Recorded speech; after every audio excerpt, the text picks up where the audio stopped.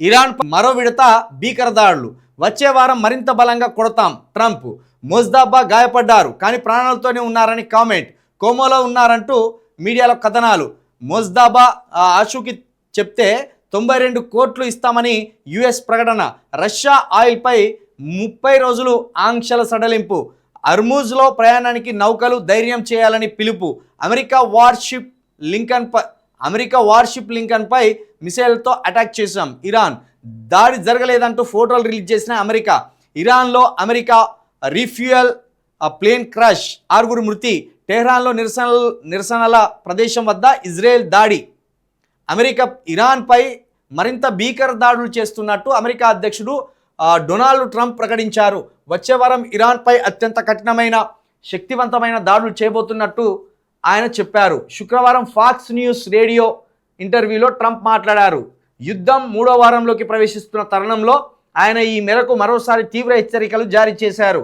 వచ్చే వారం మేం వారిని ఇరాన్ను చాలా గట్టిగా కొట్టబోతున్నాం అని స్పష్టం చేశారు. ఇక శుక్రవారం 14వ రోజు కూడా ఇరాన్పై ఇజ్రాయెల్ అమెరికా భీకర దాడులు చేయగా ఇరాన్ కూడా ఇజ్రాయెల్తో పాటు గల్ఫ్ దేశాలపైకి మిసైల్ను డ్రోన్లను విరుచుకపడింది. ఇరాను చాలా తప్పిదం చేస్తాను, గల్ఫ్ దేశాలతో కూడా కయ్యం పెట్టుకుంటాను. ఇరాన్ ముస్లిం దేశం, గల్ఫ్ ముస్లిం దేశాలే, అంటే ముస్లిం దేశాలతోటే వైరానికి దిగుతాను. ఈ గల్ఫ్ దేశాలతోటి ఇరాను కయ్యం పెట్టుకోవడం వల్ల ఈ గల్ఫ్ దేశాలన్నీ మళ్ళీ ఇజ్రాయెల్ లాంటి, అమెరికా లాంటి క్రిస్టియన్ దేశాలకు, యూదా దేశాలకు ఆ గల్ఫ్ దేశాలు సహజంగానే మిత్ర దేశంగా మారుతాయి. ఇది ఇరాన్ చేస్తున్న అతి పెద్ద తప్పిదం. ఇక దాంతోపాటు నిజానికి ఇరాన్ తగ్గవలసింది ఈ సమయంలో. వాళ్ళు ఏమనుకుంటారంటే మాకు బలం ఉన్నది, మేము తగ్గమనుకుంటాను. కానీ నష్టపోయేది మీదే, ప్రాణాలు కోల్పోయేది కూడా మీరే. ఎందుకంటే మీరు ఈ ప్రపంచానికి విరుద్ధంగా ఏదో అణుపరీక్షలు చేస్తున్నారనేది అందరి ఆరోపణ, అందరి అనుమానం.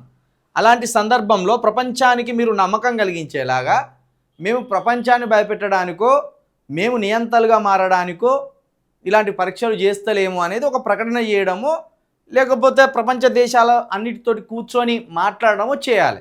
అది చేయలే. అది చేయలేదు కాబట్టే ఇరాన్ అధ్యక్షుడు ఖమేనీ చంపబడ్డాడు.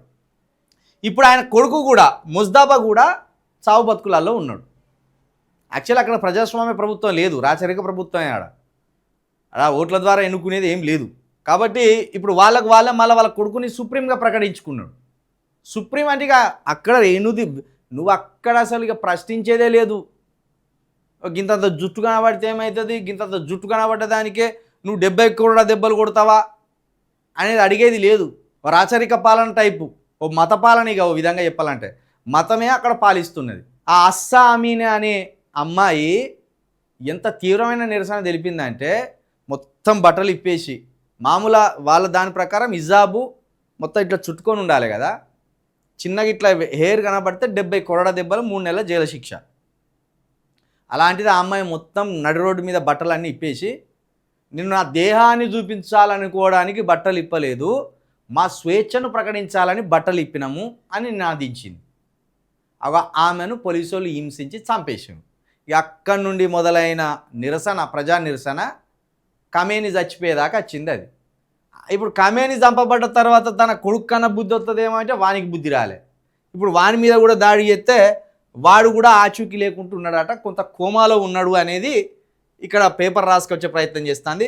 మరి వాడు కోమాల్లో ఉన్నాడా లేకపోతే చచ్చిపోయిందా ఇప్పటివరకైతే తెలియదు. ఒకవేళ కోమాల్లో ఉంటే 92 కోట్ల రూపాయలు ఇస్తాం అని ఆచూకీ చెప్పుర్రి అని అమెరికా ఒక ప్రకటన ఇచ్చింది. కోమాలో ఉన్నారంటూ కథనాలు వచ్చినాయి. కానీ కోమాలో ఉన్నాడా, ఆరోగ్యంగా ఉన్నాడా, ఎక్కడున్నాడో తెలియదు.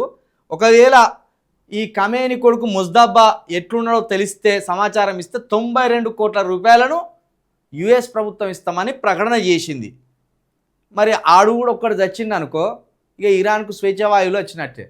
ఓ పని చేయగా ట్రంప్, నేతన్యాహు చేసిన కథ అంతా చేసింది కదా, మొత్తం ఇరాన్ల రాచరిక పాలనను, మతవాళ్ళను అంతం చేసి పారేసి స్వేచ్ఛగా వాళ్ళు ఓట్ల ద్వారా ప్రభుత్వాలను ఎన్నుకునేది కల్పించుర్రు. అట్లా బాగుంటుంది. ఇక చేసిన కాడికి ఆపేరన్నది దక్కుతుంది. మొత్తానికి 15 రోజుల యుద్ధం ముగిసింది. ఇక 3వ వారంలోకి యుద్ధం ప్రవేశించబడ్డది. ఇట్లా చెదురుగా టెహ్రాన్లో మిసైల్ దాడితో కుప్పకూలిన భవనాల వద్ద సహాయక చర్యలు. అల్ల కల్లోలం అయిపోతుంది పో ఇరాన్.